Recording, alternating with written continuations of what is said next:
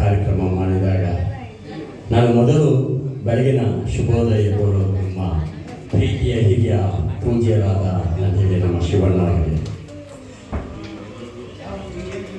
ಅದ್ಭುತವಾದ ಕಲಾವಿದರು ಇಬ್ಬರು ಕೂಡ.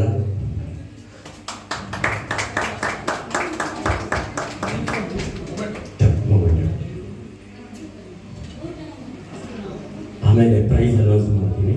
ತಮ್ಮ ಪ್ರೈಸ್ ಇದೆ, ನಾನು ನಿಮಗೆ ತಂದು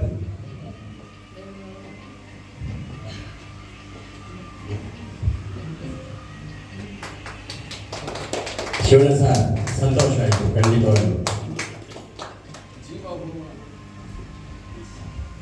ನಾನು ಆಗಲೇ ಹೇಳಿದೆ, ದಂಪತಿಗಳಂದ್ರೆ ಹಿಂಗಿರ್ಬೇಕು,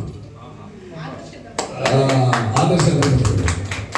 ಶಿವಣ್ಣ ಕೇಳಿದೆ ಅಂತ ತಿಳ್ಕೊಬೇಡಿ, ಯಾವತ್ತಾದ್ರೂ ಜಗಳ ಮಾಡಿದ್ದೀನಿ ಅದು ಸಾಮಾನ್ಯ.